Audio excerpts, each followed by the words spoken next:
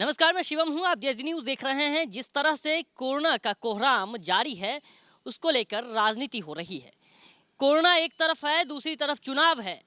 देश में 5 राज्यों में चुनाव हो रहे हैं और वहीं हर जगह कोरोना छाया हुआ है। अब इसका क्या माजरा है, क्या खेल है, वो समझा रहे हैं पप्पू यादव कि आखिर क्यों एक तरफ चुनाव हो रहा है, वहाँ पर कोरोना नहीं है, रैलियाँ हो रही हैं और किसी भी तरह का जो है गाइडलाइंस फॉलो नहीं किया जा रहा है। लेकिन दूसरे राज्यों में सरकार गाइडलाइंस जारी कर रही है कि इन गाइडलाइंस के तहत ही आप चलें, कोरोना से बचें। ऐसा क्यों है?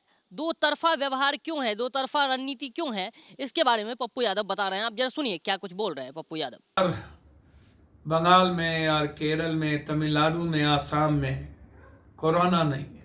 देश में कोरोना फैल गया। फिर कौन से पैसे को कहां सहेता जाएगा? किसके घर भरे जाएंगे? क्या होगा? ये कहां से गहरी साजिश रची जा रही है? पहले ही देश के लोगों की कमर टूट चुकी है, खत्म हो चुका है। लॉकडाउन नीतीश बाबू, सुशासन बाबू, स्कूल भी बंद हो गए, ट्रांसपोर्ट भी बंद हो गई। नीतीश जी आश्चर्य है, मुझे समझ में नहीं आता कि जब चुनाव आता है नीतीश जी तब आपको कोरोना नहीं होता, तब आप लॉकडाउन नहीं करते। लेकिन जब आम आदमी की जिंदगी के सपने और उम्मीद जीने की तैयारी करता है तो आप और मोदी साहब देश की इकोनॉमी को समाप्त करने की तैयारी कर लेते हैं। अब किनके पैसे को बचाना है, किनके पैसे को बर्बाद करना है, ये तो जिम्मेदारी सरकार की बनती है। फिर कौन से सेल टैक्स और इनकम टैक्स के पैसे को कहाँ खपत करनी है, किस पैसे को दलों के खाते में डालने हैं और किस पैसे से किसके अमीर बनाने हैं, यह तैयारी पूरे जोरों से चल रही है। 29 तारीख के बाद शायद लॉकडाउन लगे, 29 या 2 मई के बाद। ये याद रखिएगा, भारत में जब रिजल्ट निकल जाएंगे और जब ये 0-5 से हारेंगे तो फिर उल्टा पुल्टा काम शुरू होगा। फिर जो मन में आएगा वो करेंगे और फिर अपने तरीके से पीठ थपथपाएंगे, ताली बजवाएंगे, थाली बजवाएंगे। 1.5 साल से ऊपर हो गया, कोरोना नहीं गए, ताली थाली और महादेव और पटाखे नहीं छूटे, मोमबत्ती और लालटेन नहीं जली। उसके बाद सब कुछ मौन हो गया, रुक सा गया, थम सा गया। और फिर एक व्यवस्था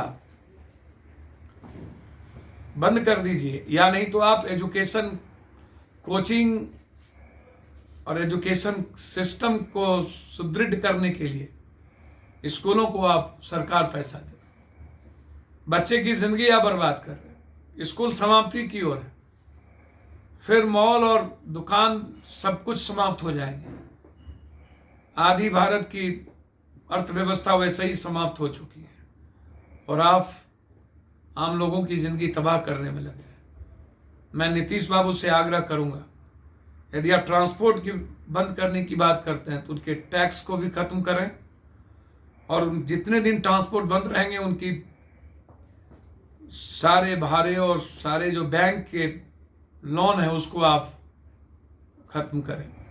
सिर्फ एक तरफा कार्रवाई ये सही नहीं है। स्कूल में बच्चों की फीस ना लगे और स्कूल की बिजली और स्कूल के जो लगातार इकोनॉमिक हरास हो रही है उसके पैसे सरकार भरे, सिर्फ अपनी पीठ थपथपाने के लिए। और हम पीछे नहीं तो हम पीछे नहीं, 1 नंबर पर हम रहें, इसके लिए आम जनता को मारा नहीं जा सकता है। यह लॉकडाउन बिल्कुल गलत है और ये समझना पड़ेगा कि चुनाव जब होता है तो लॉकडाउन क्यों नहीं होती, जहाँ चुनाव होता है वहाँ कोरोना क्यों नहीं होता और चुनाव के बाद फिर लॉकडाउन की तैयारी क्यों होती। इस गहरी साजिश को जनता को समझना होगा। ये मेरा आपसे आग्रह है। धन्यवाद।